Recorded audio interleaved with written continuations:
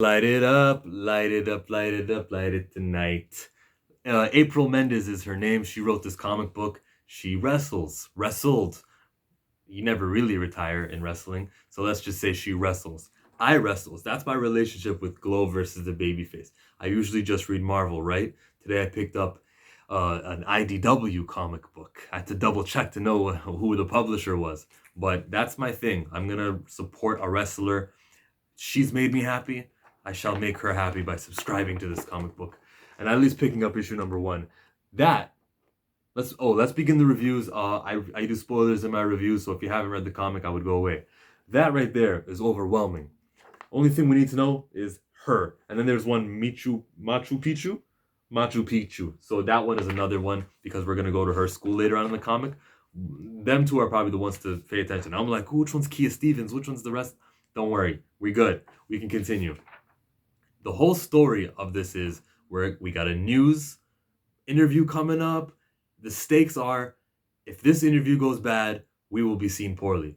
It's not death. It's not anything major. It's if we do a bad interview, we'll get bad press. Not even that the whole company will go down. Glow will still live on. It's just to save face. That was the stakes here. So right away, it's not high stakes. I'm used to my superhero stuff. That's just the bias that I'm coming from, or the neighborhood that I'm coming from. It's just superhero stuff. We talk about promos. It's wrestling. So it felt good kind of to see that in a comic book, right? See all the greats. That's Jake the Snake Roberts, Macho Man. Who's over here? Just when you think you have the answers, I changed the culture to quote one Phil Brooks. That would be Rowdy Piper. But that was cool to seeing the promos. There was a lot of inside wrestling stuff. Like there was a part in here where they're talking about costumes, wrestlers' attires, specifically the women wrestlers. They can sell them on eBay. And don't think that the WWE wrestlers don't do that either. How many wrestlers you see wearing the same outfits, females, 2019 that they were wearing in 2017? It's not because they've got a good seamstress. It's because they release it. Hey, look, this is the thing that I wore the time I won that title.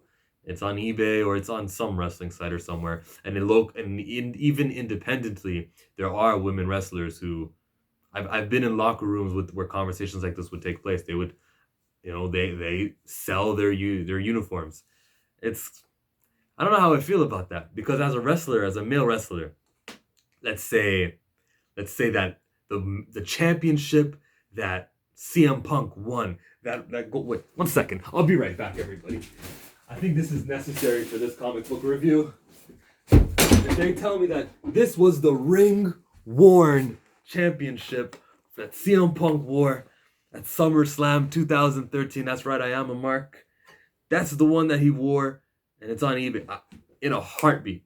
His tights, wouldn't think twice about it. It came with the title? Yeah, sure.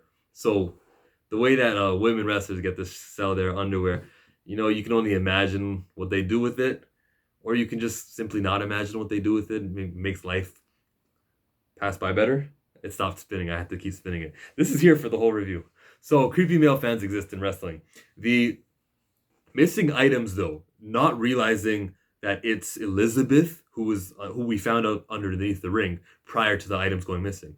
They should have realized that right away. I knew that right away. I'm waiting for them to figure things out.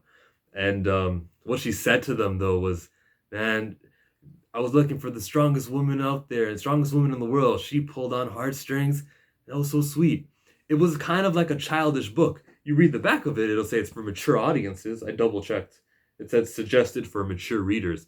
But inside here had some gooey stuff mixed with some adult themes. Like I wouldn't give this to a child. Is because perfect ass. There's adult themes in here that you wouldn't want children to be reading. So, but does that mean that you can't have soft stories? No, that doesn't mean that.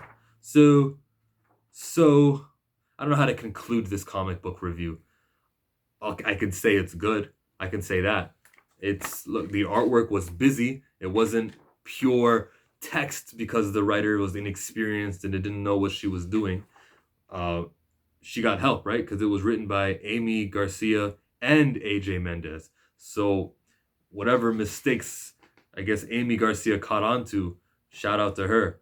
But we're gonna give credit to April Mendez and Amy Garcia. I'm looking over it right now just to see if there's any like text crazy word balloon after word balloon. Nah, everything was effective. Even this, like her face matched the wordings. That was great. So I'm gonna give this comic book a thumbs up. I Who else is a rookie comic book writer? I guess Eve Ewing. She was a rookie comic book writer. But Chicago Ironheart was better than this. Man, I was trying to praise it, but I ended up making it seem worse against another comic book. Either way. Good book. 2 thumbs up, 1 thumb up. Let's be real. And this thing is still spinning.